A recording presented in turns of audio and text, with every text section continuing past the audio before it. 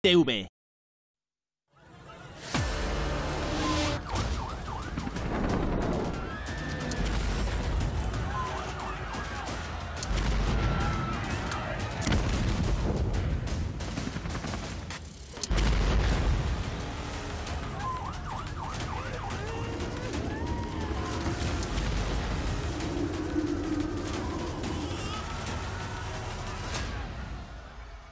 ¿Qué tal? Buenas noches. No hay avances diplomáticos en Ucrania. La guerra continúa y las atrocidades también.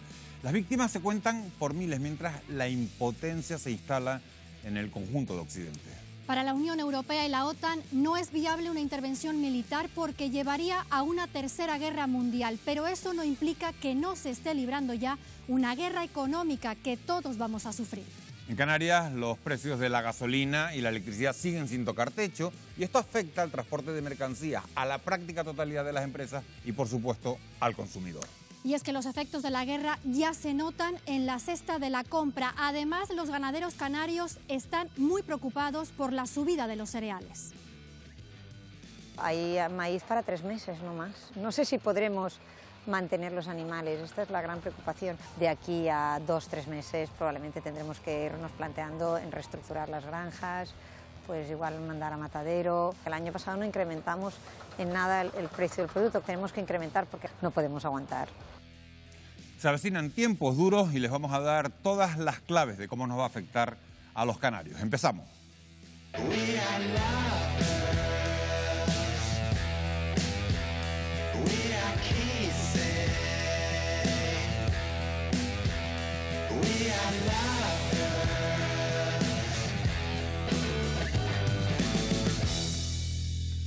Comenzamos lamentablemente con más destrucción y dolor provocados por una guerra que, lejos de ver el final, se recrudece. Lo peor, sin duda, es la pérdida de vidas humanas y el éxodo de millones de personas que lo dejan todo atrás en su vida del conflicto. Y a muchos kilómetros de distancia, aquí en Canarias, presenciamos con impotencia y con el alma en vilo una invasión que ya nos está pasando factura. Para abordar este asunto, hoy nos acompañan José Miguel González, que es economista. Buenas noches, José Miguel, bienvenido. ¿Qué tal? Buenas noches. Está con nosotros también Lucas Pérez, que es profesor de Derecho Internacional, de Internacional Privado de la Universidad de Las Palmas de Gran Canaria. Lucas, bienvenido, gracias por acompañarnos. Buenas noches. Está con nosotros también Jonathan Márquez, que es economista. Jonathan, muchas gracias. Gracias por acompañarnos. Y Raquel Pérez, que es doctora en Filosofía del Derecho. Raquel, bienvenida, gracias por estar con nosotros esta noche.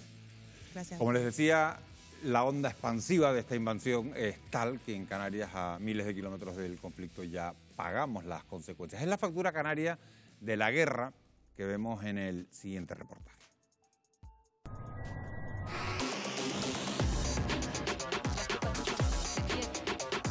Aunque Ucrania está a 5.700 kilómetros de distancia de Canarias, la guerra nos preocupa y también nos afecta, sobre todo en materia económica.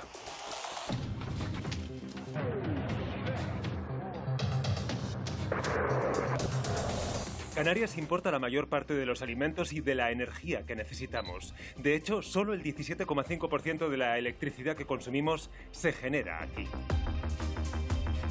La consecuencia de este conflicto se traduce ya en el encarecimiento de la luz, que no deja de marcar récords históricos, y en el llenado del depósito. Por ejemplo, repostar diésel aquí en Canarias se ha encarecido en el último año un 30% y desde que comenzó el conflicto en Ucrania ha subido un 2%. Antes estaban subiendo, si lo de Ucrania, ahora está mucho más caro. Antes le echaba, con 10 me iba, el coche lo cojo lo mismo. Se ha convertido en un lujo, bueno, que todo ya es un lujo. La subida del precio del combustible tiene otro daño colateral en Canarias, el transporte de mercancías, y como consecuencia, otra nueva vuelta de tuerca en el precio de la cesta de la compra. Tengan muy en cuenta este dato que nos proporciona la Cámara de Comercio. Alrededor del 90% de los productos que consumimos aquí en las islas son importados. Estamos hablando de materias primas, de alimentos, de vehículos, de electrodomésticos, de productos manufacturados. ese incremento del precio del combustible lo acabamos pagando todos, claro. Si esto no se soluciona, el conflicto me refiero, el precio del combustible va a seguir creciendo, acabará afectando a toda la cadena logística y por ende al final a la población entera. ¿Cuánto tiempo puede pasar antes de que una situación como esta realmente sea un problema para las empresas y los consumidores? Si es un conflicto que se alarga en el tiempo, va a hacer falta también orquestar mecanismos de ayuda aquí para la importación de mercancías, para el consumidor.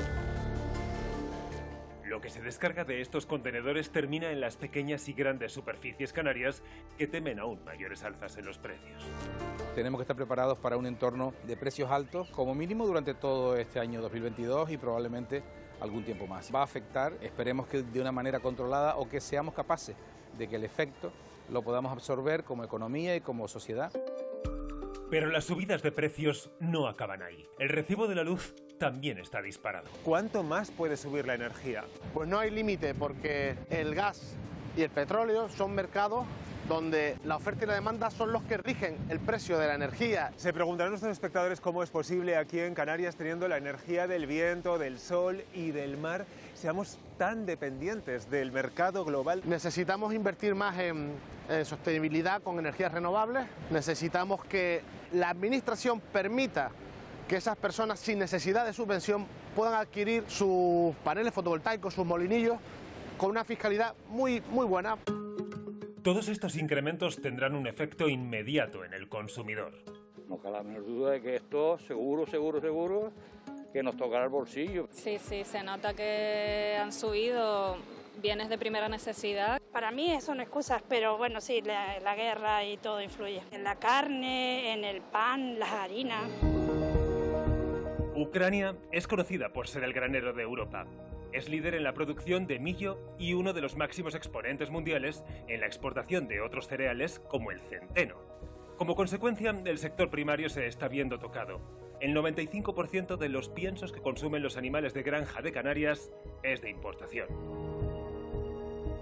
Hay maíz para 3 meses, no más. El año pasado 200 y ahora ya me están hablando de que en Península estamos hablando de 400 euros el nacional.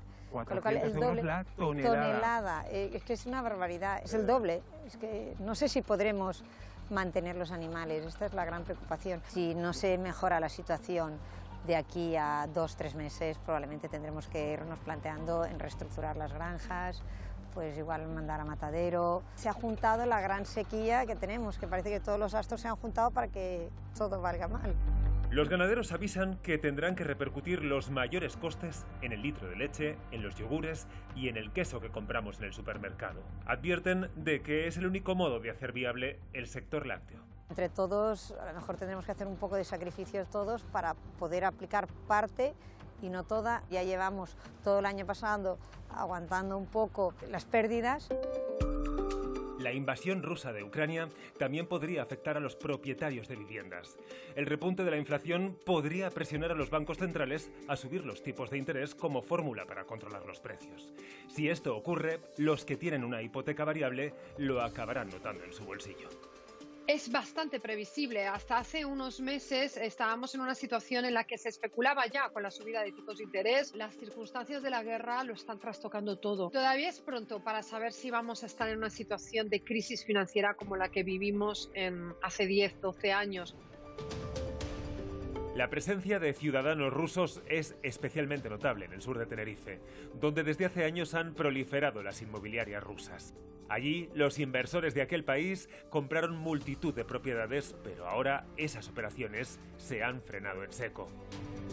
De momento lo que hemos visto, las compraventas que estaban programadas no pueden completar el envío del dinero. El dinero que tienen en su país tienen que transferirlo de alguna forma para poder completar la compraventa y simplemente están bloqueados sin poder moverlo. Y también afecta a los vendedores rusos, porque ya esta semana vimos varios casos cuando el comprador, al saber que su vendedor era ruso, no ha querido seguir con la compraventa.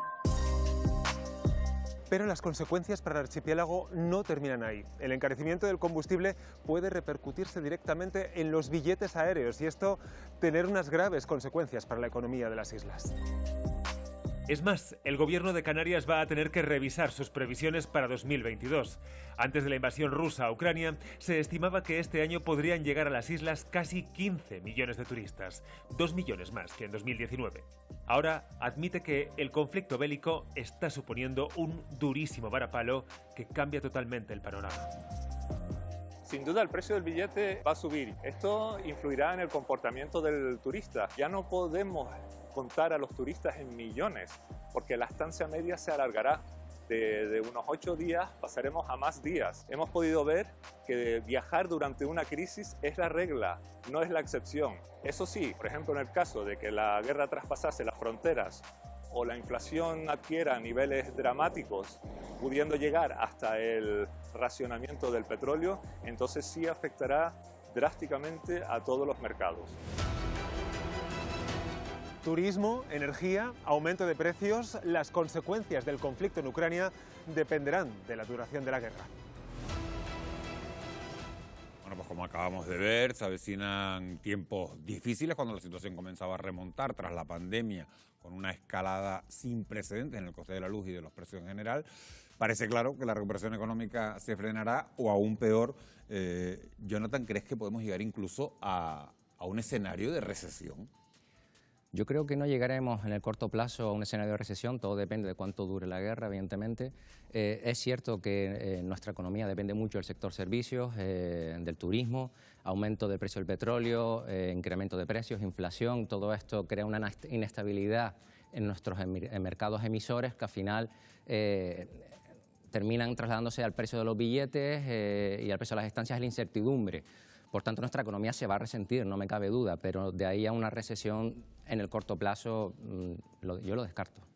Me gustaría que vieran esta gráfica que les vamos a mostrar y que observen la evolución del precio de la luz en el mercado mayorista de España en poco más de un año. El 1 de enero de 2021, el precio del megavatio hora era de 42,51 euros y hoy se sitúa en 369,75 euros después de pulverizar su récord hace 2 días con 544,98 euros el megavatio hora. Un coste que resulta un masazo, un auténtico masazo a la economía de las familias y de las empresas.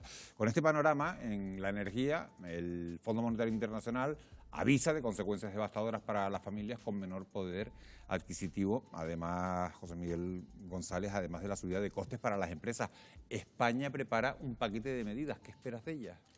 Bueno, en principio el denominado pacto de renta pudiera paliar en algo. Es cierto que en este sentido pues la política fiscal tiene que ser revisada.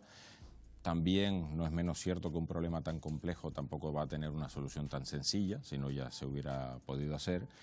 Y lo que sí está contrastado es que por cada punto de inflación adicional el crecimiento económico se va a resentir aproximadamente en 0,4. Por lo tanto, ahí aparece ya un principal riesgo de no tener en consideración que todo es por el conflicto bélico, es decir, ya se iba arrastrando el proceso de recuperación y tal y como comentaba Jonathan antes, la recesión puede que no se dé incluso por motivos matemáticos, porque como estamos en un proceso de recuperación, aunque sea incipiente, pues muy mal tendría que darse las cosas en el tiempo sobre todo, porque aquí la variable tiempo y espacio son las dos cruciales para salvar esta situación, pues probablemente la recesión no llegaría, pero un proceso de estanflación sí es posible que llegara. Jonathan, sacar el gas, que es la energía más cara del sistema de fijación de precios de la luz, e intervenir los grandes beneficios caídos del cielo de las eléctricas, ¿resolvería la situación? Bueno, debemos recordar que este establecimiento de precios es común en la Unión Europea. Evidentemente, todo lo que sea ponerle un precio y beneficios a la producción que maximice el precio, pues afecta. Si quisiéramos quitar esas variables y, por tanto, utilizar las energías que son más baratas y aplicar el precio, o en su defecto también los impuestos que soporta la generación de electricidad, evidentemente abarataría todos los costes que asumimos los consumidores. Raquel Lucía, el daño a la economía se va a determinar en función de cuánto se prolongue la guerra, de cuánto dure el conflicto. ¿Qué escenarios se manejan sobre el final de esta contienda? Bueno, pues yo creo que lo primero que deberíamos analizar es por qué hemos llegado hasta aquí. porque yo creo que no conocer no solo las consecuencias de las medidas que se están aplicando, sino además el motivo por el que hemos llegado a esta situación provoca que pueda volver a ocurrir en el futuro. ¿Cuáles son esos posibles escenarios? Pues que lo ideal sería que acabara rápido este conflicto bélico, que Putin pueda negociar con Kiev, que es lo que yo creo que puede ocurrir. Realmente a Putin no le interesa a la ciudad, querrá cogerla y podrá negociar con Kiev. Y si eso se hiciera de manera rápida, pues las consecuencias serían menores. Lo que habría que valorar realmente es si la Unión Europea, Naciones Unidas, la OTAN está dispuesta a aceptar esos precios, porque claro, cambia completamente el paisaje de lo que son las fronteras que todos conocemos y a lo mejor deberíamos aceptarlo, no digo que no, pero es algo que hay que poner sobre la mesa. Lucas, tienes un amplio conocimiento de las instituciones de la Unión Europea. ¿Queda todavía margen para dar una vuelta de tuerca más a las sanciones contra Rusia? ¿Crees que de aumentar esa presión sobre Putin, eso le haría retroceder? Yo creo que queda margen en cuanto a la cantidad, no en cuanto al tipo de sanciones, porque creo que la Unión Europea ha sido muy clara. En mi opinión, ha aprendido de Next Generation y ha visto que ante grandes crisis las decisiones tenían que ser totalmente diferentes a las anteriores. No solamente ha impuesto las habituales sanciones a los grandes oligarcas o a los grandes nombres del sistema, sino que ya ha ido al sistema en sí, al sistema económico global, a las transacciones económicas, a los vuelos, a todas las sanciones. Creo que la Unión Europea está decidida, lo vimos en el discurso de Borrell, a ser de verdad un factor importante en la geopolítica de nuestra zona y saber que a veces, como dijo Borrell, no solamente el Estado de Derecho y el libre comercio se pueden practicar, sino a veces tienen que imponer las sanciones. Y si las tienen que imponer más, hoy lo hemos visto en el Consejo Europeo inicial, yo creo que la Unión Europea dará ese paso. Antes nos estábamos deteniendo en el precio de la luz y ahora les vamos a mostrar la evolución del precio del barril de petróleo desde comienzos de este año. El ascenso, como van a ver, como ven ahí, es vertiginoso. El mes de enero arrancaba con $79 y vean cómo a partir de la invasión rusa la subida es casi una pared vertical hasta llegar hoy a una cotización máxima de $118,36. Impresiona desde luego ver este incremento. En las islas tenemos poco margen de actuación ante estos precios, pero algunas voces ya piden rebajas, José Miguel González, en el impuesto canario que grava los combustibles para aliviar su coste. ¿Qué opina? Bueno, sí, es una de las medidas que hay que incorporar y además desde el punto de vista indirecto, pues otro tipo de figuras fiscales como es el precio final de esos bienes y servicios a través del IGIC. Entonces, claro, aquí hay que hacer no solo una decisión única y exclusiva sobre el precio de los carburantes, sino también sobre el resto de la cadena de valor. Y ahí hay otro tipo de figuras impositivas que se pudieran ver influenciadas, sobre todo desde un punto de vista coyuntural, con el objeto de seguir cargando sobre los presupuestos públicos el nivel de endeudamiento en lugar de cargarlo sobre la factura tributaria de cada uno de los contribuyentes. Otro frente preocupante en las islas es la cesta de la compra, con subidas de precios en productos básicos como el pan, la leche, el aceite o la carne, incrementos que también se avecinan en los alimentos procesados. Así describen la situación desde el sector industrial canario, donde las empresas agroalimentarias tienen un gran peso. Por un lado tenemos el incremento exponencial que están teniendo todos los costes energéticos. Por otro lado, también nos está influenciando en el incremento adicional y exponencial que están teniendo algunas materias primas directamente relacionadas con estos dos países. En tercer lugar, el incremento de los costes de transporte y la dificultad de conseguir las rutas necesarias para poder importar. Estamos sufriendo grandes retrasos en la recepción de materias primas y unos incrementos de coste de los fletes. Muchos de ellos se han multiplicado por 5, por 6, por 7. Y durante este último periodo de 14 días desde que comenzó el conflicto, los incrementos adicionales pueden ir desde el 20, 25 hasta el 40%. Bueno, pues con todo este panorama y con una subida de precios que ya se observaba antes de la invasión, algunos expertos aseguran que la inflación podría romper la barrera del 10%, algo que no se veía desde hace 37 años. ¿Están de acuerdo con ese pronóstico? Sí, es muy probable que esto ocurra. O sea, no lo veo nada descabellado. Lo sorprendente sería todo lo contrario. Mañana mismo se publican los datos de la inflación, en donde no va a aparecer todavía el efecto guerra, hay que tenerlo en consideración. La guerra empezó hace 15 días, con lo cual todavía no aparecen esos datos. Estas encuestas están hechas con anterioridad y bueno, pero ya probablemente sí tengamos presión inflacionista, sobre todo en los tres sectores cruciales, que es vivienda, sobre todo por los aprovisionamientos de electricidad, combustible, y en el otro pues alimentos frescos, que son las tres figuras más inflacionistas dentro del IPC. ¿Tienes claro que nos vamos a manejar en los 2 dígitos, en el 10%? Es muy probable, sobre todo porque, bueno, ya en la inflación del mes de marzo, cuando conozcamos los primeros 15 días de abril, la inflación del mes de marzo, salvo que haya milagro de detención de la guerra y vuelta a los lugares de origen de los precios de las materias primas, normalmente estos son precios, si nos fijamos, que suelen subir, pero después tienen resistencia a la disminución por la inelasticidad de su consumo. Es decir, el combustible lo vamos a tener que seguir consumiendo, cueste lo que cueste. ¿Ibas a decir algo? Sí, que al final en los conflictos esto lo que nos provoca es poder reflexionar, ¿no? Sobre todo en qué situación coge a Canarias. Canarias no puede hacer nada, el gobierno de Canarias no puede tomar ningún tipo de medida. Me refiero a la posibilidad de que acabe el conflicto más pronto o más tarde, evidentemente, pero sí que tienes que analizar si nos ha cogido esta crisis, porque esto no es la primera vez que ocurre. Han habido crisis históricas en Canarias en las que precisamente, Canarias no, en general, en la que precisamente Canarias se ha visto mucho más afectada que el resto del territorio español. Entonces, ahí es donde yo creo que el análisis es importante, decir, nos ha cogido en el mejor momento, estábamos bien posicionados, podríamos estar en otras circunstancias con respecto a la energía o con los alimentos. Pero no podemos hacer nada en cuanto a la finalización del conflicto bélico, porque es verdad que no depende de nosotros, pero sí que es verdad que algunos partidos políticos y algunos economistas canarios han pedido ya la rebaja del IGIC para tratar de aliviar el coste a las familias. Algo que el presidente Torres, Ángel Víctor Torres, ha negado. ¿Creen que bajar ahora, le pregunta al economista, pero me interesa la opinión de los cuatro, que bajar ahora los impuestos es la receta que debemos emplear? Bueno, bajar los impuestos en épocas de crisis creo que siempre es una buena medida. Todo lo que sea bajarle el precio que al final paga el consumidor final siempre es una buena medida. Es cierto que el IGIC que soporta nuestra alimentación, pues los tipos impositivos se mueven entre el 0 y el 3%. Cuando estamos hablando de aumentos de precios, hasta como decía José Miguel, que podríamos llegar a la doble cifra del 10%. En fin, si vemos ese diferencial tampoco es tanto. Es cierto que no solo es tocar el IGIC, yo creo que se puede hacer, hay más campo para tomar decisiones con cargo a los presupuestos de Canarias para que el consumidor final, los hogares, no tengamos que captar toda esa subida de precios.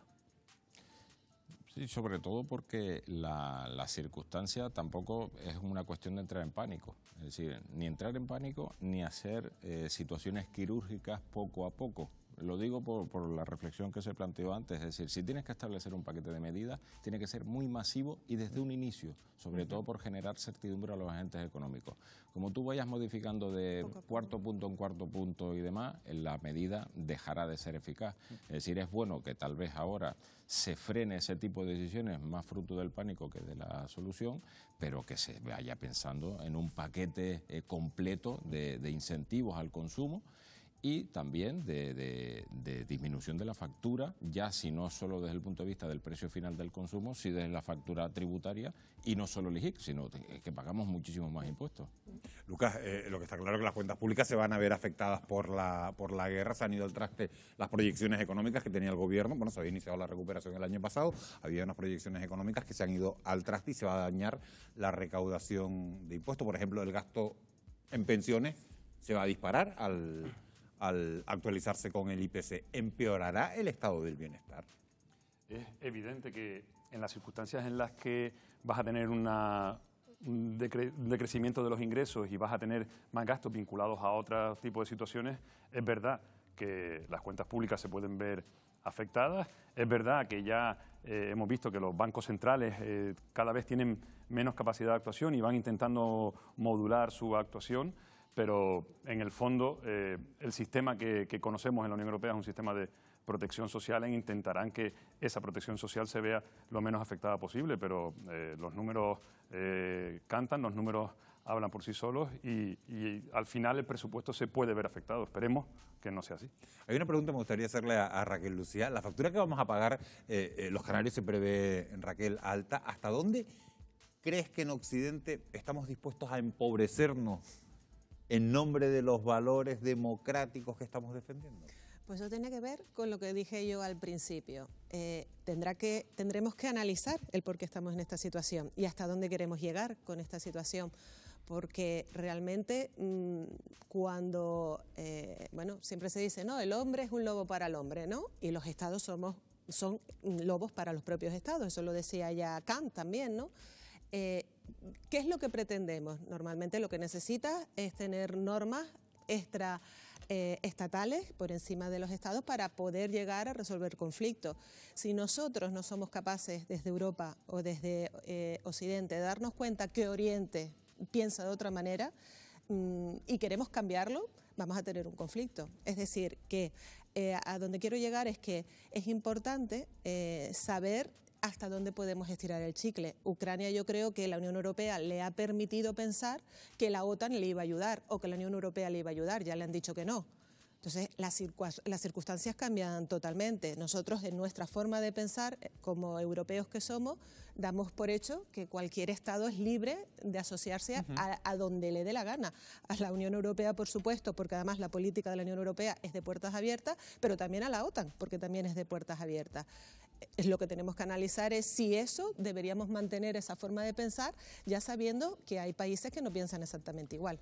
En todo caso, creo que es verdad que podemos sufrir esta situación económica, pero ese debate entre derechos y economía, creo que la Unión Europea, que es el Estado de Derecho, que es el Rule of Law, tiene que tener muy claro que si tenemos que hacer sacrificios económicos, como nos van a pasar por las propias sanciones, las propias sanciones a Rusia nos pueden perjudicar, esos sacrificios económicos son necesarios.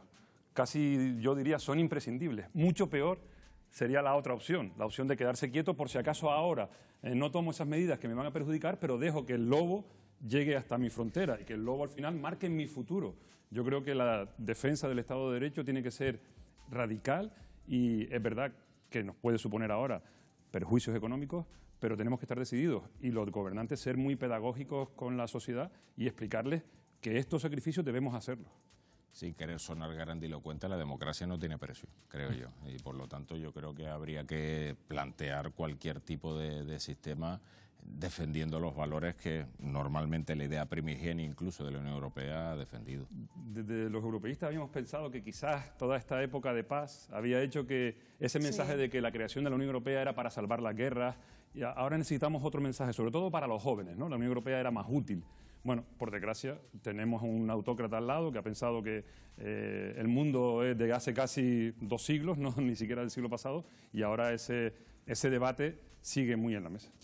Y como desde el punto de vista de la economía, incluso como ciudadanos, ¿hasta cuánto podremos empobrecernos? Quizás la respuesta es ¿hasta cuándo podremos aguantar? Están diciendo, está diciendo Jonathan, la democracia no tiene precio, pero claro, dile eso a una familia, eso a una familia pobre, una familia que está en el umbral de la pobreza, una familia que no llega a final de mes. ¿Cómo se lo dice? Y por eso en este tablero en el que estamos en una guerra mundial, una parte con armas y otra parte es económica, pues al final es hasta cuándo podremos soportar los que soportamos las consecuencias y en el caso específico de Canarias, que dependemos de todo del exterior, tanto sea de nuestra principal fuente de ingresos como también de la propia alimentación, es hasta cuándo podremos soportar esta guerra. Y es ahí donde entra efectivamente los valores de la Unión Europea, de hasta cuándo podrá soportar los ciudadanos de la Unión Europea esta situación y, por tanto, qué medidas habrá que tomar extras para seguir bloqueando la economía rusa, ¿no? Pero yo creo que además eso nos permite dentro de la Unión Europea valorar 3 puntos fundamentales. La defensa, que es algo que se quedó ahí medio muerta cuando se hablaba de la Unión Europea en defensa, que creo que fue en 1950, que lo propuso Francia y luego se quedó incluso parado porque Francia no estuvo de acuerdo de que Alemania se volviera a militarizar, pero es que ahora va a ser incuestionable. O sea, eso, para poder soportarlo, la Unión Europea se tiene que armar, pero no armar no solo en lo defensivo, se tiene que armar también en la nueva industrialización que tiene que tener, que por la globalización hemos dejado de tenerla, y luego volvemos a lo mismo de siempre, la agricultura. Hemos abandonado a la agricultura y eso, si lo tuviéramos con fortaleza, podríamos aguantar más esta situación. Luego vamos a hablar de este asunto, Raquel Lucía. Esta guerra, lo que sí está claro es que ha vuelto a mostrar las debilidades de vivir en un mundo globalizado en el que somos altamente dependientes de otros países, y Canarias no es desde luego una excepción. Hace unos días el presidente de Francia, Emmanuel Macron, pedía una desglobalización controlada para que la Unión Europea fuera más autosuficiente. ¿Deberíamos apostar por lo mismo en Canarias? ¿Es viable alcanzar nuestra soberanía energética y alimentaria? Lo vamos a abordar en unos minutos, a la vuelta de publicidad. No se vaya.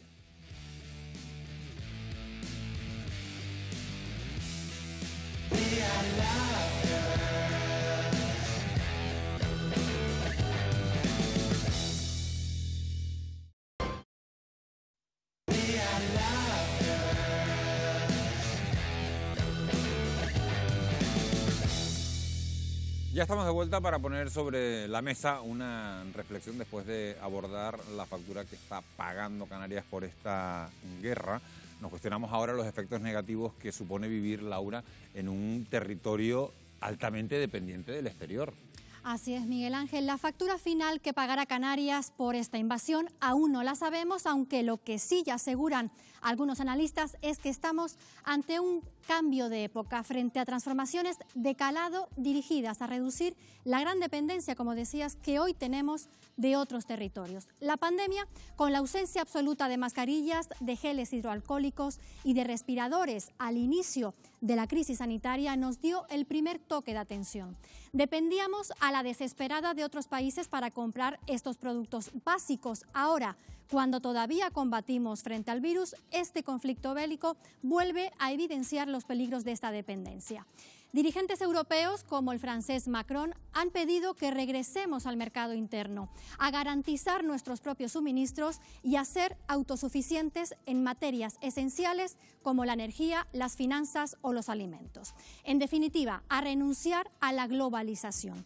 Y si Europa, como consecuencia de la guerra, va a pagar un alto precio por esa dependencia, en Canarias el coste será aún mayor si no avanzamos en dos pilares esenciales. Uno, la soberanía energética y otro, la soberanía alimentaria. Con respecto a la alimentaria, los datos no pueden ser más desalentadores. Según la Consejería de Agricultura del Gobierno de Canarias, el sector agrícola solo representa el 1,6% del PIB de las islas. Genera además unos escasos 14.000 empleos directos y son poco más de 39.000 las hectáreas que están destinadas al cultivo. Eso sí, la buena noticia es su potencial de crecimiento, ya que existen 85.000 hectáreas más que podrían utilizarse con fines agrícolas. Con la soberanía energética, el camino parece algo más optimista. Si bien la dependencia de la importación de combustibles fósiles es hoy absoluta, la progresiva penetración de las energías renovables en Canarias nos lleva a mirar el futuro con otra perspectiva. Si se cumple la previsión del Gobierno regional, las islas triplicarán el uso de las energías verdes en los próximos 8 años. Esto supondría que casi el 60% de la generación eléctrica será una energía limpia gracias a las placas solares, a la creación de comunidades energéticas y a la renovación de la tecnología eólica. Todo esto unido al impulso del coche eléctrico con un claro objetivo: descarbonizar el parque de vehículos canario en el año 2040. Son unas metas ambiciosas que suponen sin duda reducir sustancialmente la dependencia del exterior, al menos en materia energética, y que ahora se vuelven vitales tras la invasión de Rusia. Miguel Ángel.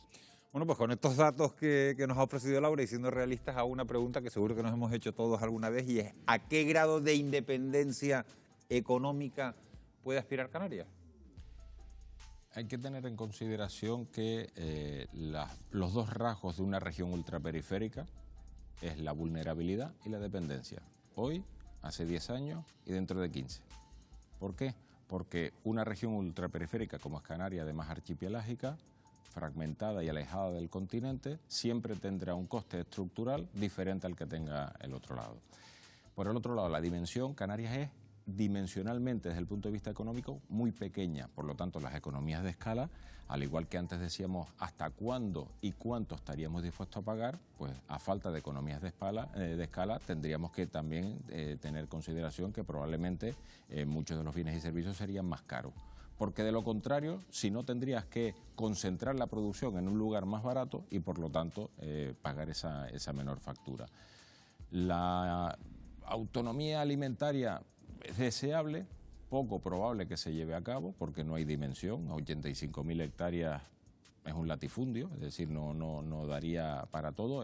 Repito, no puedes competir en precio, tendrías que competir en excelencia y por lo tanto competir en excelencia es competir con precios aún mayores.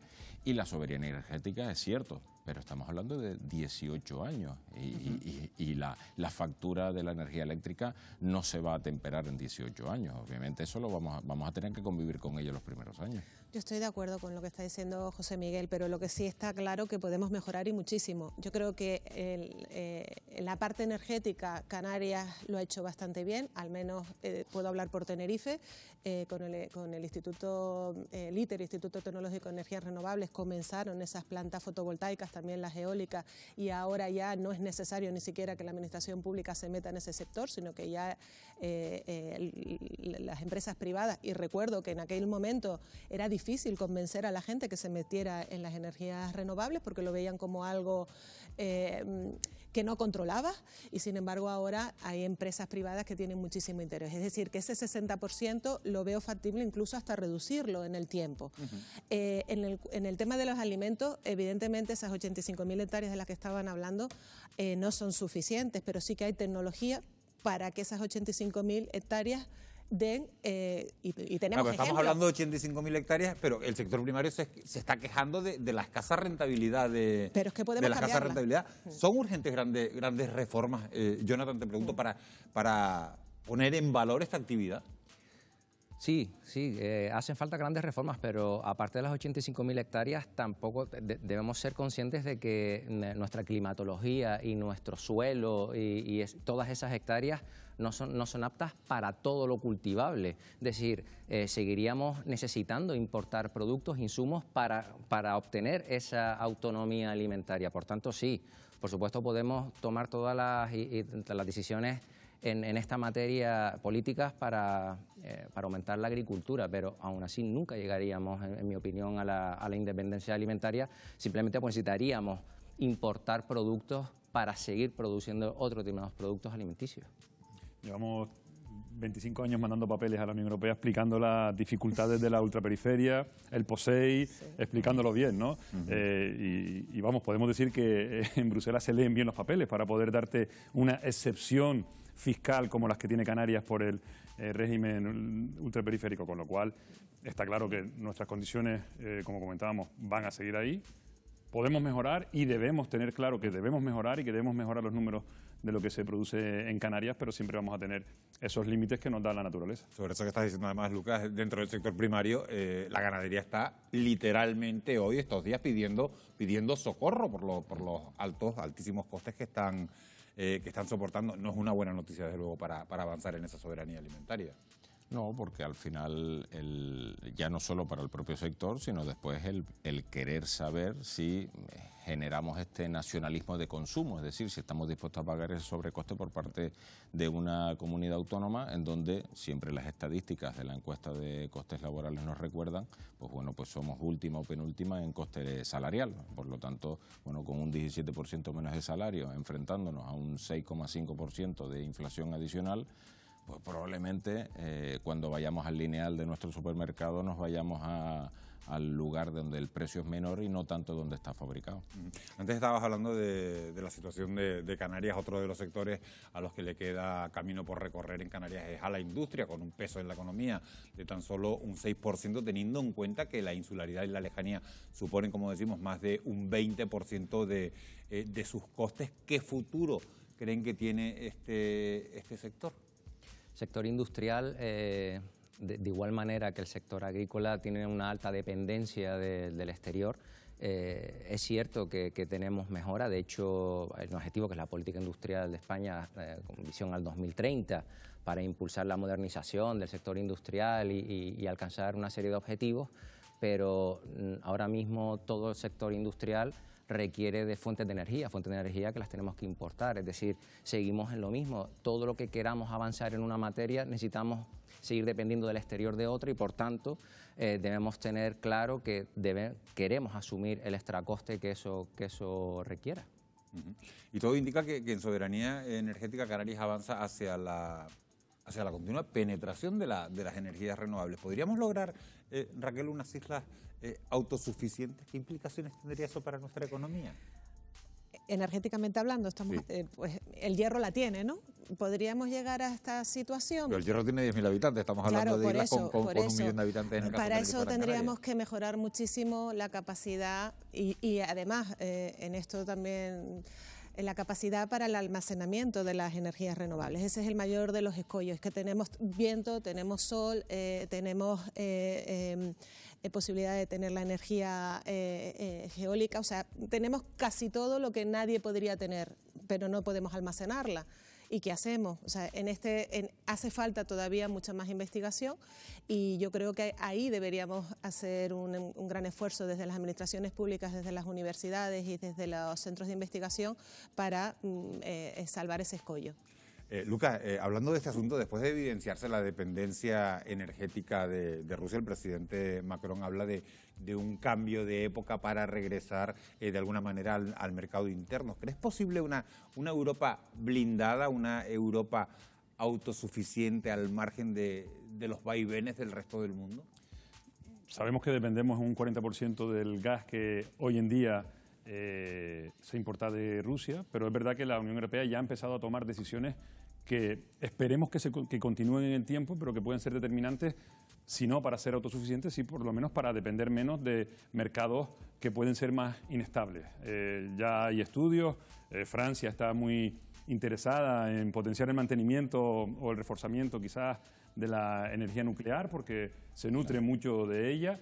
Ya hay estudios de la Agencia Internacional de la Energía con Francia precisamente, lo han presentado en este Consejo, en el que se prevé la posibilidad de reducir nuestra dependencia del gas ruso 1/3 en los próximos 10 años. Yo creo que la Unión Europea tiene claro hacia dónde tiene que ir, pero también es verdad que cuando hablamos de cortar el gas de Rusia, bueno, no puedes tomar decisiones pegándote un tiro en el pie. Es decir, Alemania ahora mismo en su actividad económica depende mucho de la energía que recibe y parte la recibe de Rusia, por lo tanto es algo que evidentemente tiene que ser progresivo, pero creo que esta crisis ha puesto sobre la mesa este problema y esperemos que esa decisión se mantenga en el tiempo. Sobre el enfrentamiento sobre esta crisis, la reunión que ha tenido hoy, hay que decirlo, lugar en Turquía entre los ministros de Exteriores de Rusia y Ucrania, pues no ha logrado grandes avances significativos. La invasión entra en su 3ª semana y todo parece indicar que el conflicto va a ir para largo. Desde que comenzó esta guerra se hace cada vez más difícil saber en qué va a terminar. Lucas, te pregunto, ¿vamos hacia una ocupación total de Ucrania o crees que todavía es posible una retirada, una marcha atrás de Moscú? ¿Con Putin estamos ya en el punto, vamos a decirlo así, de no retorno? Yo creo que estamos en un momento que podríamos decir clave, aunque evidentemente todos los escenarios están abiertos. Pero es evidente que Putin tenía otros planes, que Putin no pensaba en cuanto a su gestión logística que iba a tener tantos problemas en la actualidad. En sus planes estaba claro que era llegar a Kiev rápido y si no llegaba a Kiev intentar ocupar Odessa para tener todo el sur y hasta los mismos problemas meteorológicos le están impidiendo llegar a Odessa. Escuchábamos que ya al 4.º día de invasión robaban la gasolina de la gasolinera, es decir, tenían problemas de logística desde el principio. Ahora han admitido que envían reclutas que acaban de entrar en el ejército y que están atacando a una población hipermotivada. Putin pensaba que estaba atacando a un cómico y que le había llamado nazi y ahora mismo se está convirtiendo casi en quien maneja el discurso y en un líder mundial de la defensa de los valores democráticos. Creo que está estancado. La propia oferta, en mi opinión, de Putin de empezar a negociar por el Donbass y por Crimea es una derrota clara para él, porque evidentemente pensaba que iba a tomar Ucrania, sí, o casi toda Ucrania, si no como Crimea, algo parecido. Por lo tanto, cada vez que pase, creo que va a ser un paso más hacia el estancamiento o por lo menos a que no se cumplan los planes que tenía Putin. Raquel Lucía, hay una teoría generalizada y es que, bueno, que muchos temen que el afán expansionista de Putin no termine en Ucrania y que pueda invadir otros países, caso de Moldavia, caso de Georgia, dos países que tampoco forman parte de la OTAN. ¿Tú crees que eso es así? ¿Crees que eso es lo que puede estar en su cabeza? Yo no creo que Rusia, voy a decir algo que yo sé que van a estar todos en contra de lo que voy a decir, o la mayoría de la gente lo... Pienso que realmente él no está pensando en una expansión. Entre otras cosas porque él, en su forma de el gobierno ruso, en su forma de pensar, considera que esos países que tú estás comentando son sus hijos, son de ellos. O sea, a él le da igual que Ucrania se llame Ucrania, le da igual que Bielorrusia se llame Bielorrusia, le da igual que Serbia se llame Serbia, porque en su fuero interno, en su ADN, está convencido de que cuando ellos tengan un problema le van a pedir ayuda a papá. Y papá es Rusia. El problema es que cuando alguien se va de madres, que fue el caso de Ucrania, lo que él considera que se ha ido de madres porque le han dado pies la OTAN y le ha dado pies la Unión Europea. O sea, lo que él cree es que Moldavia no es de él, ni Georgia no es de él. Por supuesto, pero es lo que cree. Entonces, la pregunta tuya era, ¿crees que eso puede ocurrir? Sí, podría ocurrir, pero también podría ocurrir que Polonia le pidiera a Ucrania parte de su territorio, porque es que se la repartieron en la Segunda Guerra Mundial y Rusia no la devolvió. Y Ucrania se convierte en un país en 1990, bueno, antes también de la Primera Guerra Mundial también, pero efectivamente que hay conflictos que están sin resolver. Yo no creo que Rusia, esta es mi opinión personal, pretenda quedarse con Ucrania. Creo que quiere garantizar lo que él considera que es de él. Y él considera que tiene que tener un eje que va del Báltico al Mar Negro y que por ahí no va a pasar. Es decir, que las fronteras de Ucrania va a negociar para que las fronteras de Ucrania cambien. Yo creo que el problema de este gobierno del ruso es que mientras siga existiendo el viejo fantasma y siga volando por ahí sobre el Kremlin y los oligarcas empresariales de la URSS y no se cambie esa mentalidad, no se cambie de generación y se acepte el derecho internacional o se acepte los derechos de las personas, creo que seguirán con la mentalidad de efectivamente de rescatar lo que un día fue mío. Para ello necesitamos un cambio absolutamente de paradigma, pero ellos siguen estancados en aquella época de que todo eso era de ellos. Y no es solo lo que un día fue mío, sino que es que hay rusos que hablan ruso, que son eslavos, que son ortodoxos. O sea, ya no es solo es que aquello fue mío y por eso lo quiero volver a recuperar, no, es que los que están dentro te lo solicitan, que todavía es peor. Yo creo que la explicación es una explicación que estás dando de forma racional ante una irracionalidad. Exacto, es decir, se le está buscando una justificación a una situación autocrática. Porque si eso fuera así, es decir, que los propios pueblos decidieran dónde estar, se lo tendríamos que preguntar a los propios rusos, si su nivel de libertad interna es tal y como se puede plantear desde fuera, que aparentemente no es así. Por eso entiendo que buscando racionalidad ante una situación que no tiene ningún tipo de explicación para los que no vivimos allí dentro, pues porque no tenemos ese nivel de propaganda ni de explicación, bueno, al final el nivel expansionista de esto fue mío es como si ahora España le da por ir a Latinoamérica, porque en algún momento, o a Roma volver a Hispania. Es decir, son circunstancias que las civilizaciones evolucionan y sobre la base de no tenerle miedo a que los pueblos decidan dónde estar y de qué forma estar. Voy a llevar el debate otra vez a la parte económica, José Miguel, porque las agencias de rating, la que miden la solvencia de los países, creen que Rusia puede estar ante un inminente impago de su deuda, una situación que junto con el desplome del rublo puede llevarles a una recesión económica. ¿Qué efecto tendría esto en la guerra? Bueno, realmente Rusia es el decimoprimer país, decimosegundo país del mundo en Producto Interior Bruto por sí solo. Y digo por sí solo sin tener en consideración que los chinos puede que estén detrás. Es decir, los chinos ahora mismo se han convertido en el banco del mundo, son los que prácticamente le compran la cantidad de deuda a los americanos, incluso a los alemanes, y a los rusos la tibieza a la hora de sancionar la actuación de Putin, pues obviamente les está dando ya pues caracterización de estar detrás apoyado.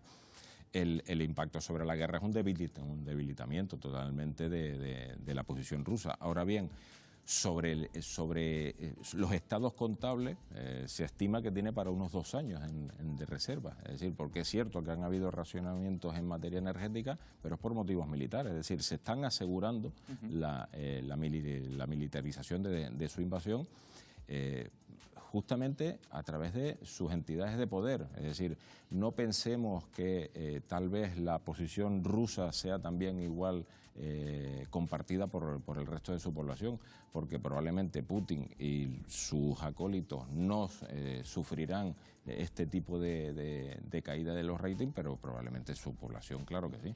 Esa es la parte económica. Lucas, me gustaría preguntarte, España y la mayoría de los países europeos están, lo estamos viendo todos, están enviando armas a Ucrania. ¿Qué pasará si Putin considera que eso es un acto de agresión contra Rusia? ¿Te preocupa que la guerra se extienda por Europa o crees que ese escenario no es factible?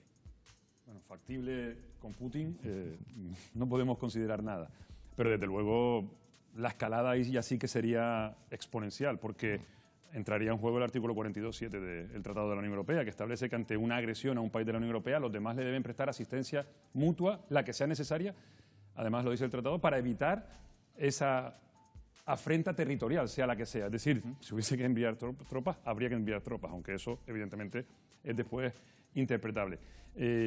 Yo creo que para nosotros Putin está fuera del razonamiento lógico, pero es verdad que esto lo ha intentado pensar y saber que las consecuencias pueden ser largas. Yo creo que él tenía la idea de unas consecuencias largas, de un aislamiento después de una guerra rápida, y por eso lo de los 2 años. Ahora ha dictado un decreto de limitación de las exportaciones ante los embargos de la Unión Europea. Lo que él ha hecho no ha sido embargar, porque a lo mejor necesita, sino limitar las exportaciones, y ya ese decreto que de ayer tiene fecha final de año. Es decir, ellos saben que esto va a durar. Por supuesto, cualquier ataque a cualquier país de la Unión Europea supondría una gran escalada.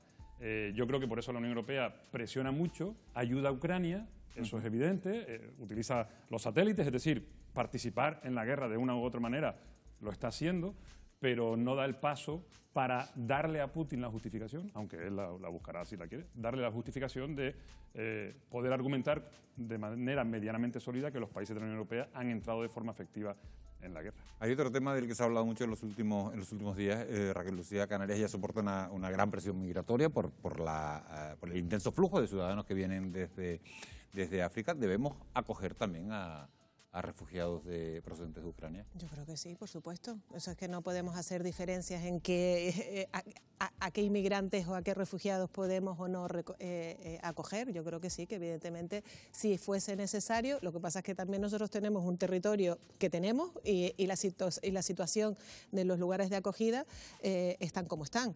Pero a priori la respuesta sería que sí. Luego tendríamos que ver en dónde, ¿no? Porque lo ideal sería que fuese a las familias. ¿Y cuántas familias estarían dispuestos a recoger o a aceptar que en sus propias casas estén los ucranianos? Yo creo que en el Pacto de Migraciones estamos en un momento clave. Tenemos el largo plazo, el medio plazo y el corto. Y ahora tenemos que, creo que saber aprovechar todos, y también España en este momento. En el corto tenemos la activación de la directiva de acogimiento temporal, que puede durar 1 año o 2, pero esa directiva se tiene que aplicar de forma consensuada y con solidaridad, es decir, los estados deben decir lo que pueden acoger. Y ya España ha comentado que Canarias, con 2.800 menores gestionándolos por sí solas, ahora mismo podría acoger ciudadanos rumanos, pero no debería estar en el primer reparto, por decirlo así, por la presión que se sufre, porque evidentemente la presión debe ser general. Y en el medio y en el largo se está negociando el Pacto de Migraciones y Asilos en el Parlamento, con la Comisión, y los estados tendrán que actuar, y creo que es el momento de que nosotros demostremos, España en general, la solidaridad con los países del Este que ellos no demostraron en su momento, porque yo creo que los logros se consiguen también con el ejemplo. Es decir, creo que España debe ser solidaria en este momento, pero hacerle ver a los países del Este que ya el pacto a largo plazo debe de verdad aplicar la solidaridad vinculante y la responsabilidad compartida que tanto se ha hablado y que ahora ellos sí están aplicando porque, bueno, los tienen cercanos. En el fondo ellos también, acogiendo a ucranianos, responden ante Rusia y Rusia para ellos es un rival evidente.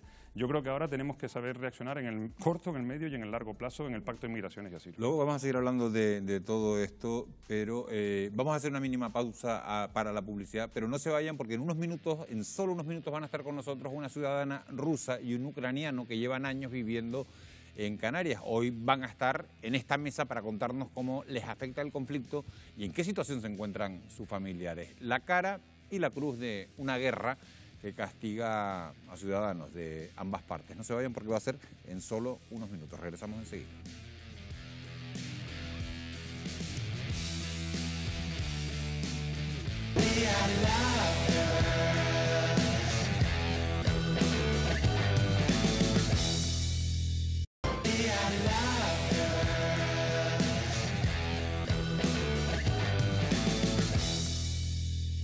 Son las 11:18 de la noche, seguimos en directo en Televisión Canaria, en Fuera de Plano. La peor parte de una guerra siempre se la lleva la población civil. Ahora mismo en Ucrania los muertos se cuentan por miles, mientras que los ciudadanos de Rusia, el país agresor, sufren las consecuencias de las duras sanciones impuestas por Bruselas. Para abordar estos temas están con nosotros Andriy Subenko, que es ucraniano, que lleva 20 años residiendo en Canarias, y Elena Shuvalova, que es rusa, que vive con nosotros en Canarias desde hace 34 años. Me gustaría darle, Andriy, buenas noches. Bienvenido. Gracias por estar con nosotros. Elena, bienvenida, gracias por acompañarnos. Mi primera pregunta, Elena, va para ti como ciudadana rusa. ¿Qué opinión te merece la guerra que ha desatado Putin? Es que una guerra no es buena para nadie. O sea, nadie esperaba esto. O sea, como estábamos hablando antes, se veía que iba a pasar, todo el mundo sabía que tenía que pasar, pero todos esperaban que no fuera ya, que se fuera retrasando como se ha ido retrasando, pero llegó. Entonces nadie lo esperaba, porque es que todos los que yo conozco, que ucranianos o rusos, nadie pensaba que iba a dar ese paso. Y al final llegó ahora y nadie puede decir que es una situación buena, porque ¿quién gana en una guerra? Dices que tenía que pasar. Sí, todo el mundo que yo conozco, te digo ucranianos, ellos dicen, se sabía que esto iba a pasar, no sabían cuándo, pero todos sabían que este momento iba a llegar. Esperaban que se retrasara lo máximo posible y se iba retrasando hasta que llegó. Andriy, tenía que pasar, como está diciendo Elena. ¿Qué familia tienes en Ucrania y cómo está viviendo tu familia el conflicto? ¿Qué familia tienes ahora mismo en Ucrania? En Ucrania ahora tengo hija, tengo hermano, tengo sobrino, tengo mi madre, tengo ¿Una primos. hija? Sí. ¿Sobrino? Dos sobrinos. ¿Dos sobrinos? Madre. ¿Madre? Sí. ¿Hermano? Sí. Y tengo también hermanos, primos. ¿Cómo se encuentran? Bueno, ¿cómo se encuentra? Como todo pueblo ucraniano, bajo del bombardeo, escondiendo en sótanos, en refugios. ¿Hablas con ellos a diario? Sí, claro. Intento. Cuanto hay cobertura y cuanto ellos pueden. ¿Y qué te cuentan? Bueno, ¿qué me cuentan? Que están atemorizados por bombardeo. Tienen miedo. No saben si despiertan mañana. Elena, aunque Putin se comprometió a respetar a la población civil, los bombardeos han arrasado, lo estamos viendo estos días en todas las televisiones. Un hospital de maternidad, un hospital materno-infantil en Mariupol. ¿Es consciente la población que vive en Rusia de lo que está pasando en Ucrania? Yo creo que les llega otra información que no es la de aquí. O sea, yo he oído que sobre el hospital, allí se está diciendo, yo creo que incluso el ministro de Exteriores puede ser, que dijo que no, que era un asentamiento militar. Habían tropas escondidas ahí. Sí. Sí, eso es lo que él dice, eso es por tanto lo que llega a esa población. Entonces yo creo que a ellos se les presenta la versión que quiere dar Rusia, su versión. Entonces sí, ahora hay más por redes sociales, les va llegando otra información, pero claro, hay gente que no tiene esa posibilidad, ¿no? Sobre todo gente mayor, o no les llega. Entonces ellos se quedan con lo que les dicen de su país, de su gobierno, y se quedan con eso de que ahí eso es algo militar, que si mueren civiles, no, pues seguramente es que dispararon no los mismos ucranianos. Yo creo que no les llega la información que llega aquí. Entonces ellos prefieren, supongo, quedarse con eso aunque sí, la gente joven sí lo ve y y entonces no lo defienden, ¿no? Dicen es que no, porque vemos en la tele o en las redes sociales que sí mueren civiles y como en cualquier guerra es imposible no tocar civiles. Andrei, ¿qué ocurrirá si Rusia logra ocupar tu país? ¿La población consentirá que se instale un gobierno títere, por llamarlo de alguna manera, afín a Putin? Yo creo que no es pregunta muy correcta, porque Rusia ya desde hace 8 años ocupó mi país, un parte del país. Y por lo tanto, allí estableció su gobierno de marionetas. Y de esta manera, cómo se va la cosa en esas poblaciones ocupadas, se demostró al resto del país cómo son rusos, hasta dónde pueden llegar y hasta qué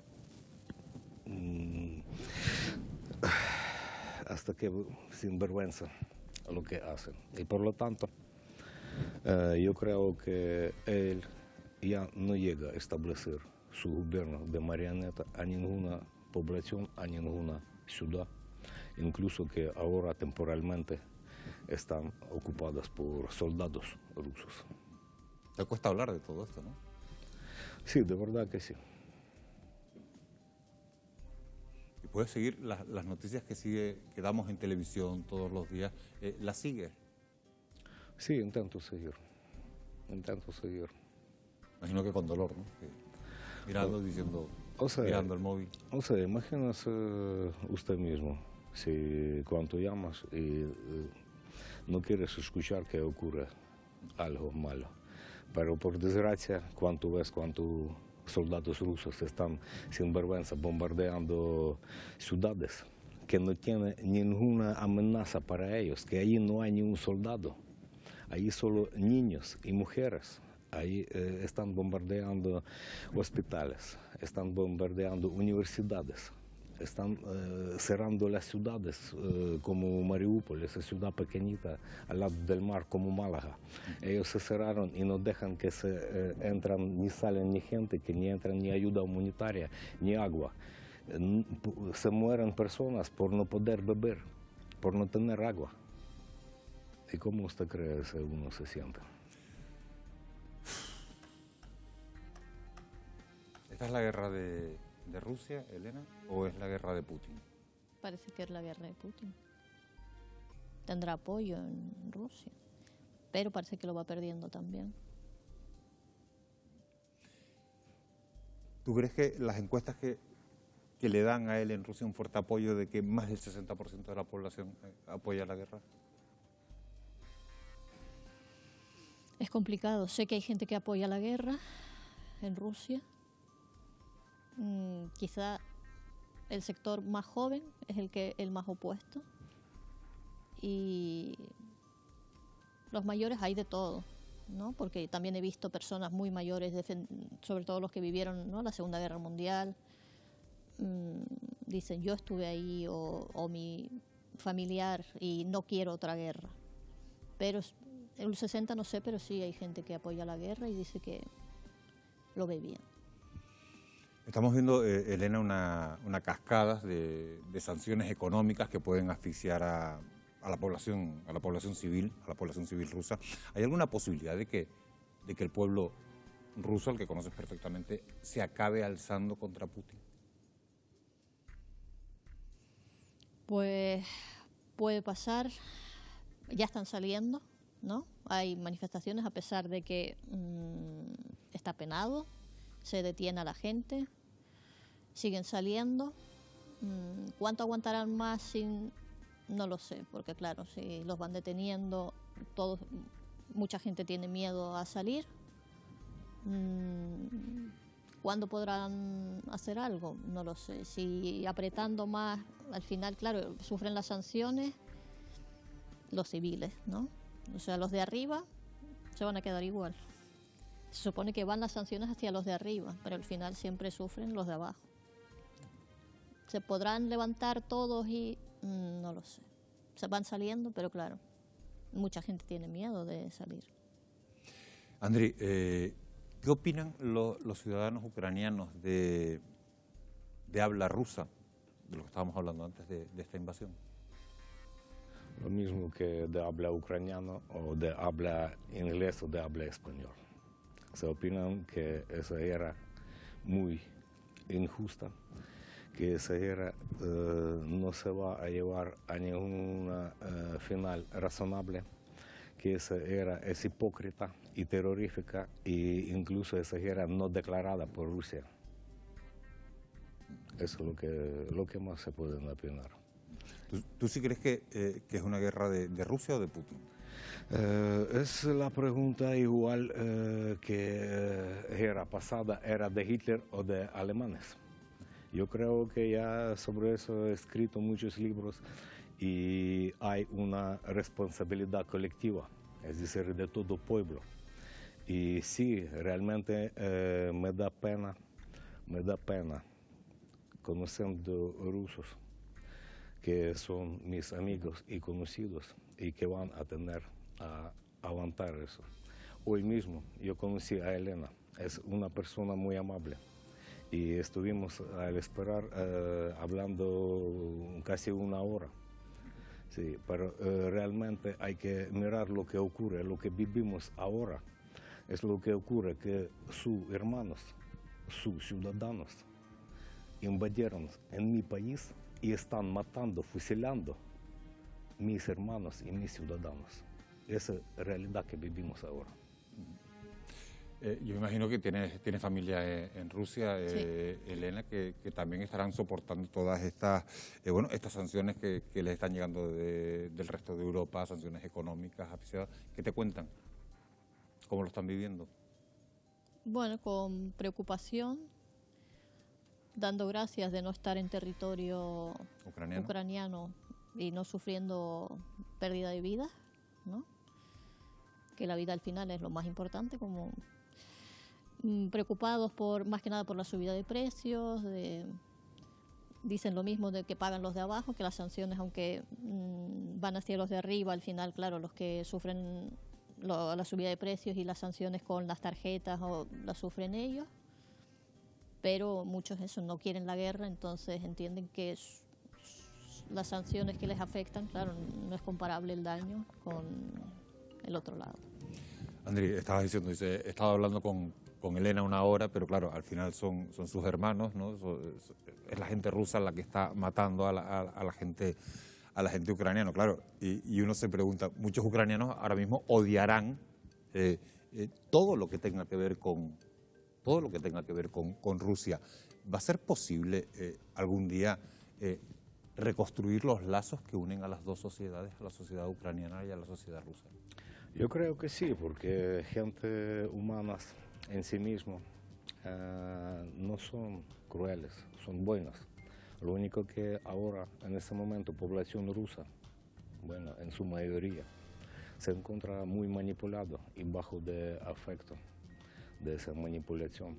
Y por lo tanto, yo creo que después de unas reformas de reconstrucción de Ucrania y pasando muchas décadas, tal vez cambiando varias generaciones, sí será posible.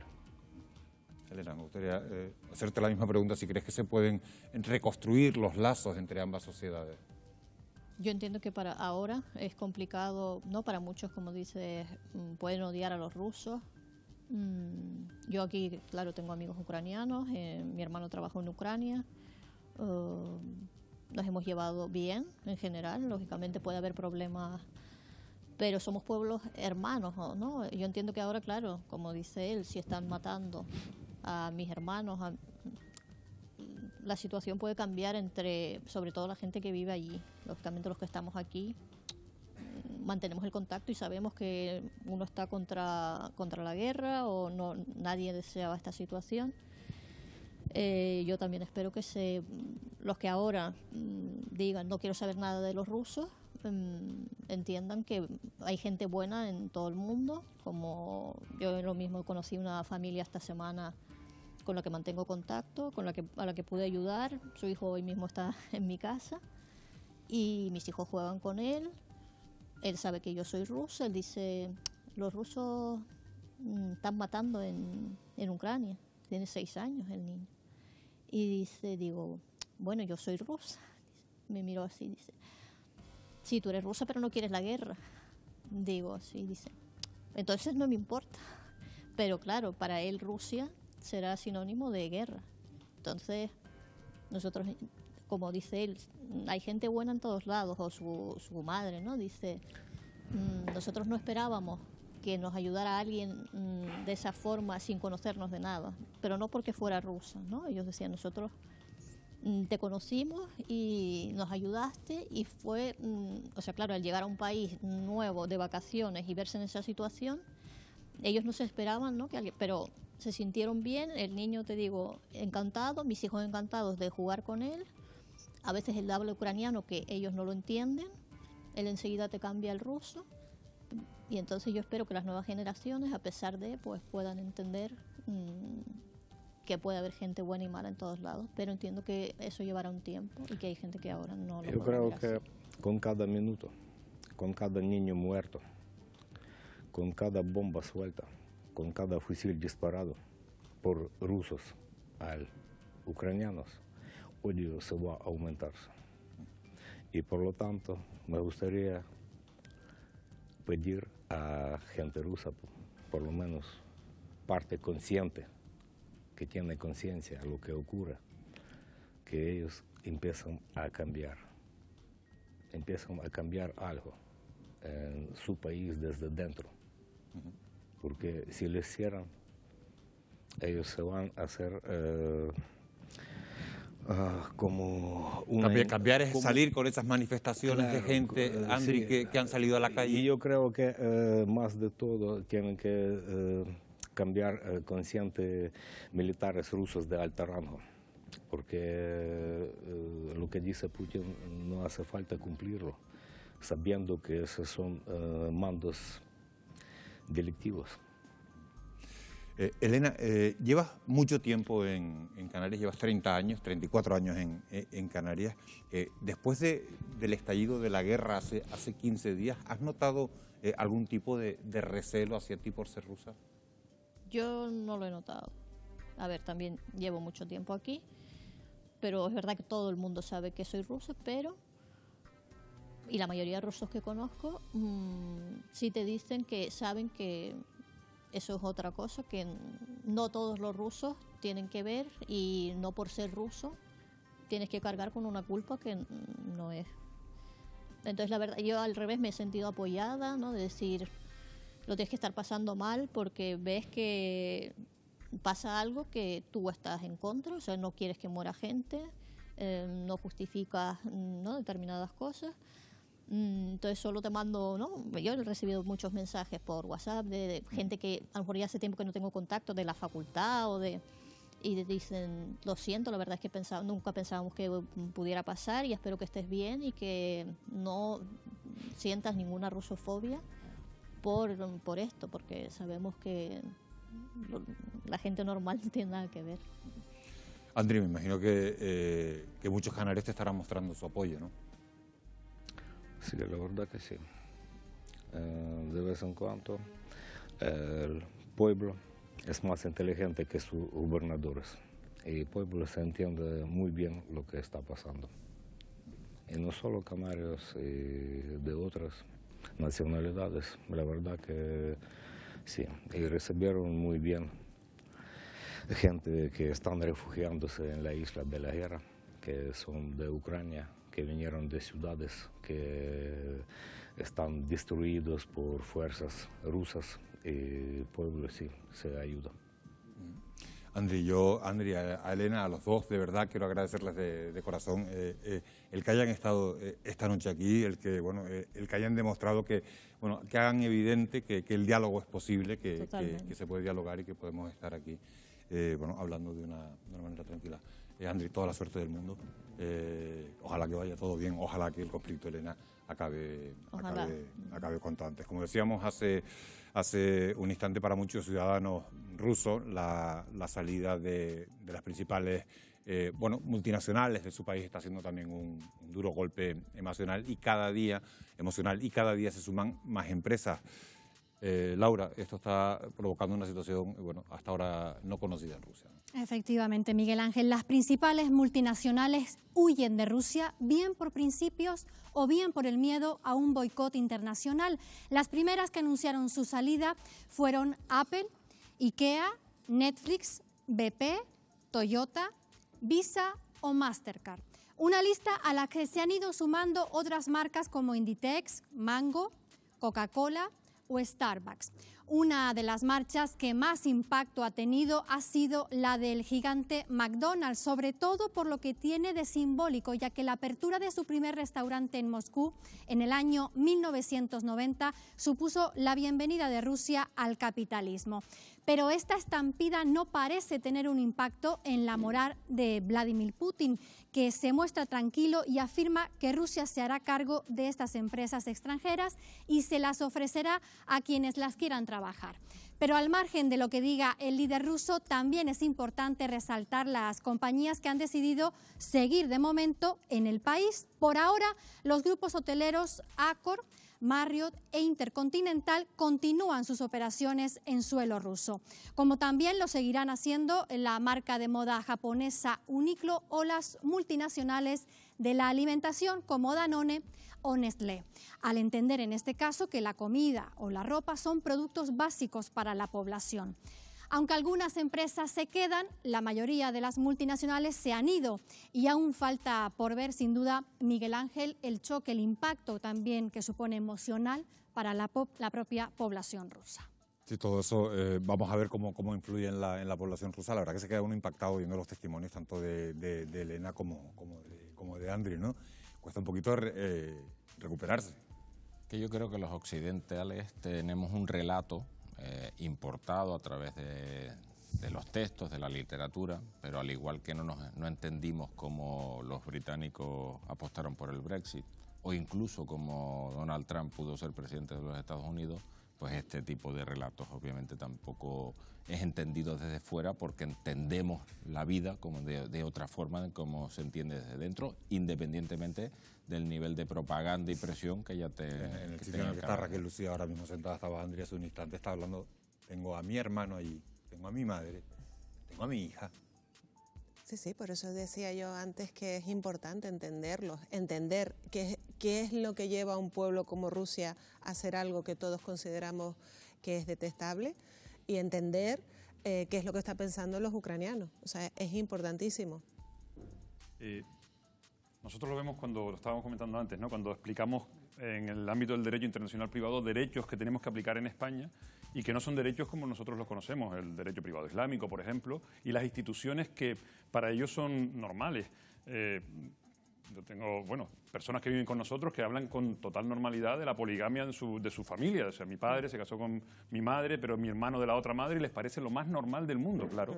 Si desde pequeño han nacido y han visto que eso es lo más normal del mundo, pues su padre, él querrá a su padre y a su madre de padre y a la madre de su hermano, igual que nosotros lo tenemos. Tenemos que saber que la conciencia se crea desde niños, y entonces esas instituciones que a nosotros nos parecen tan extrañas y tan inconcebibles casi, para las personas que lo han vivido siempre son normales. Aquí hemos visto dos personas desde concepciones muy diferentes.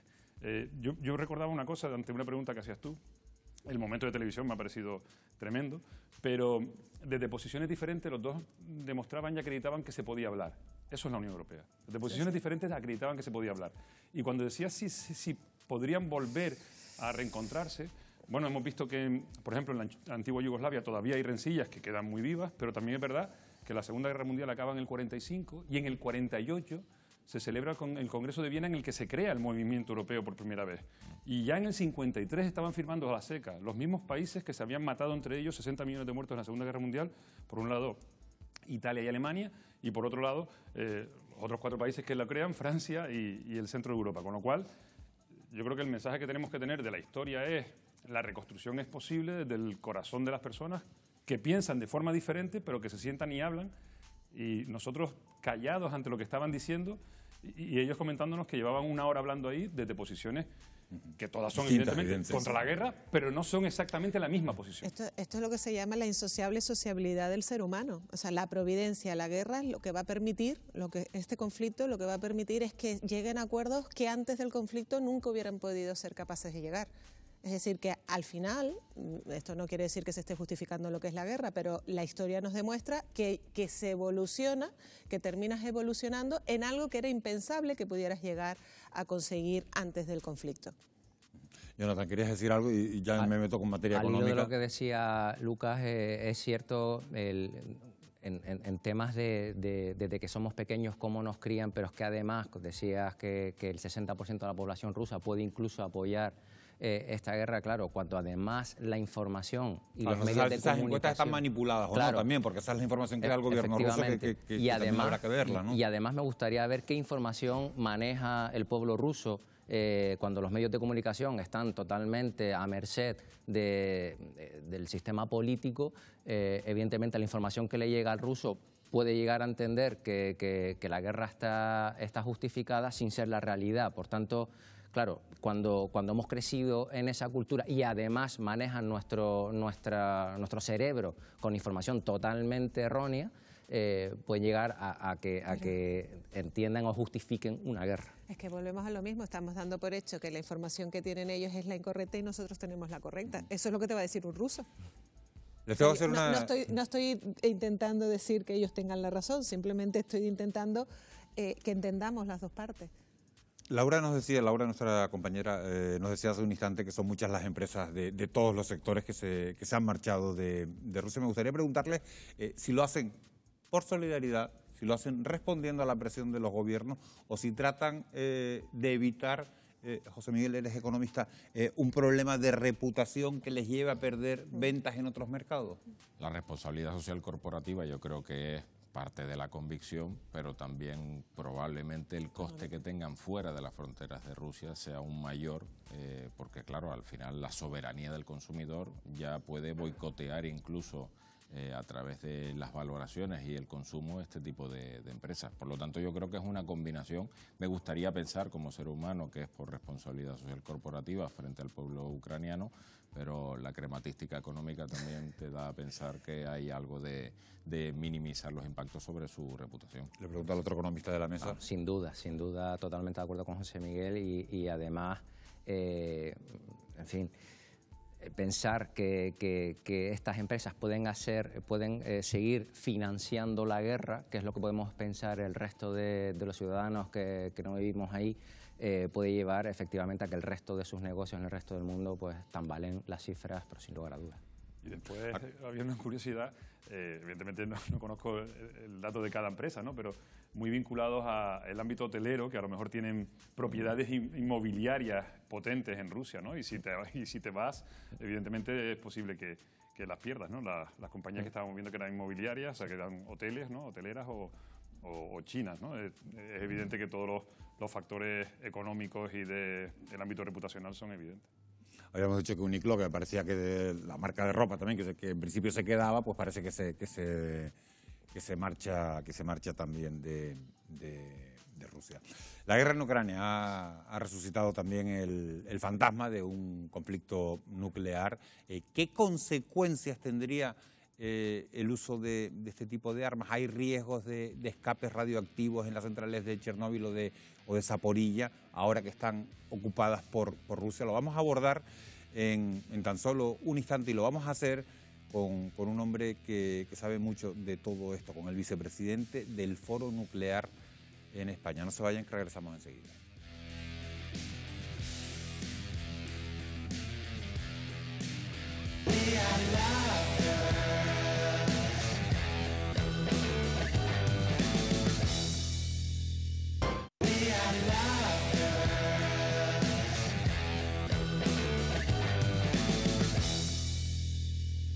Menos 11 minutos de la noche, seguimos en directo en Fuera de Plano. Las palabras atómico y nuclear siguen generando miedo e inquietud a la población, más aún cuando Vladimir Putin ha puesto en alerta a sus fuerzas nucleares y las centrales ucranianas de Chernóbil y Zaporilla han caído en manos rusas. Para hablar del peligro real que entrañan estas fuerzas, saludamos a estas amenazas, saludamos a Emilio Mínguez, que es catedrático emérito de Energía Nuclear de la Universidad Politécnica de Madrid y ex vicepresidente del Foro Nuclear de España. Buenas noches.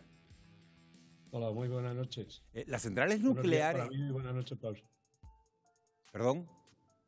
No, digo que buenos días para mí y buenas noches para ustedes. Bueno, buenos días, sí. Las centrales nucleares de Chernóbil, le preguntaba el señor Mínguez, y Zaporilla sufren cortes de suministro eléctrico y están bajo el control de Rusia. ¿Le preocupa la situación? ¿Hay riesgo de escape radioactivo? Bueno, vamos a ver.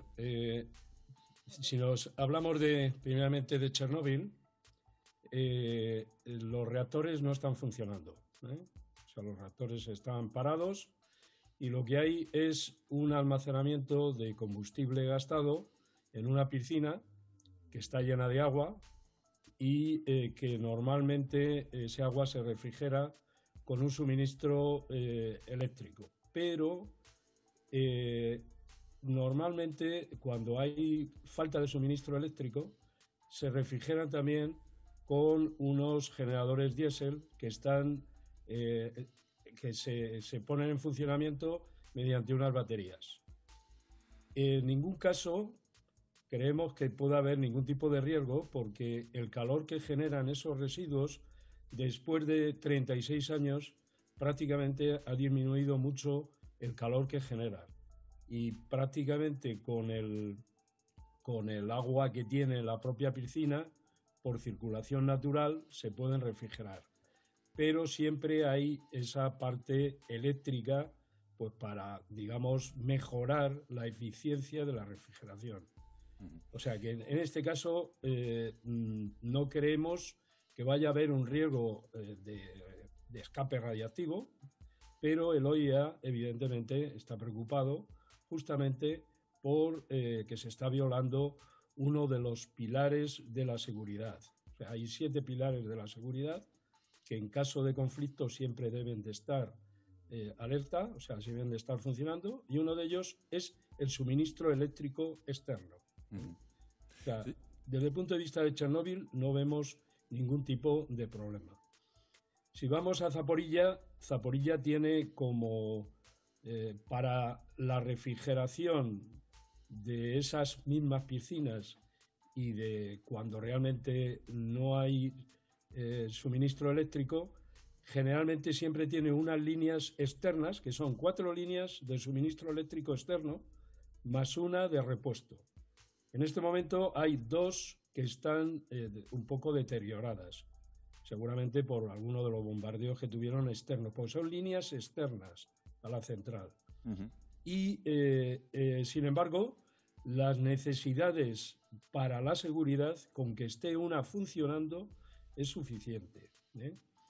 Además, también, como en todas las centrales del mundo, existen esos generadores diésel cuando se produce un apagón, que se arrancan con baterías y están funcionando durante un cierto tiempo. El señor Mínguez, ¿sí? le quería preguntar, hace unos días el presidente Zelensky alertaba de que una explosión en la central de Zaporilla, la mayor de toda Europa, como acaba de recordar, supondría el final de todo el continente. ¿Está de acuerdo o el presidente ucraniano pecó de un exceso de alarmismo? Hombre, yo creo que el presidente está en una situación muy crítica y lo que trata es de lanzar un mensaje a Occidente precisamente para la ayuda. Pero, en primer lugar, no hay ningún tipo bueno, en Chernóbil, por supuesto, para nada, y en Zaporilla los reactores son completamente diferentes de diseño a los que, bueno, bien digo, a los que estaban en Chernóbil. Son completamente diferentes. No puede haber ningún tipo de explosión, absolutamente, en este momento. En el caso de que hubiera algún ataque a los reactores, los reactores están metidos dentro de unos edificios de contención que tienen una doble contención, de acero y hormigón. Y normalmente, en el caso de que hubiera un daño, esos reactores se paran y no producen la explosión que se produjo en Chernóbil. Absolutamente. Yo creo que es un mensaje de auxilio, es un mensaje de alarma para que realmente reaccione un poco los gobiernos occidentales, pero no debemos de lanzar un mensaje de alarma de ese estilo. Bueno, pues nos quedamos... mi impresión particular. Sí, nos quedamos, una opinión bastante cualificada y nos quedamos de verdad, Emilio Mínguez, bastante más tranquilo con el mensaje que nos ha enviado esta noche. Muchísimas gracias por habernos dado estas aclaraciones y habernos hecho estas explicaciones. Muy bien. Muchísimas gracias. Buenas noches. Bueno, un mensaje tranquilizador, por lo menos el que recibimos, ¿no? Porque al final siempre está ahí el fantasma de qué podría pasar y sobre todo con esas declaraciones que había hecho Volodymyr Zelensky diciendo que sería el final del continente, ¿no? Sobre todo por la explicación que ha dado, es decir, la sensación de fragilidad que tiene, pues tiene que plantear una situación alarmista para que el resto de Europa se movilice, el resto de Europa y el resto del mundo. José Miguel, porque ¿en qué escenario económico nos situaríamos en el caso de que las armas nucleares entraran en acción? No, eso nunca se ha valorado. Sería una prueba de laboratorio imposible de calcular, es decir, obviamente las guerras mundiales han dado para lo que han dado, sin armas nucleares de por medio, solo a través de lo que hicieron los Estados Unidos en Japón, que no del todo fueron nucleares, pues imaginémonos, vamos, eso ya sería incalculable. ¿Y ustedes creen que Putin, se lo pregunto a toda la mesa, que Putin se atreverá a pulsar el botón nuclear a pesar de haber asegurado que no lo hará salvo que reciba un ataque previo? Hombre, desde luego es evidente que no nos podemos fiar de lo que haya asegurado Putin hasta ahora, pero dentro de sus planes hacer eso sería la demostración de una primera derrota, es decir, no ha conseguido sus planes y ha tenido que dar el paso más allá pensando, doy por hecho, que la otra parte no se atreverá a responder igual y verá que será necesario que la situación finalice de forma radical en ese momento para no provocar una escalada. En las guerras mundiales las economías dejaban de existir para lo que habían existido en ese momento y existían para solventar la situación de la guerra e intentar acabarla. Yo creo que Putin puede llegar a estar muy desesperado y poco a poco empeorar el panorama, pero creo que esa ya sería y yo creo que doy por ello que debe dar por conocido que esa es la última de las posibilidades que tiene y esa es la última solución en la que ni él mismo sabe cuál sería el siguiente paso.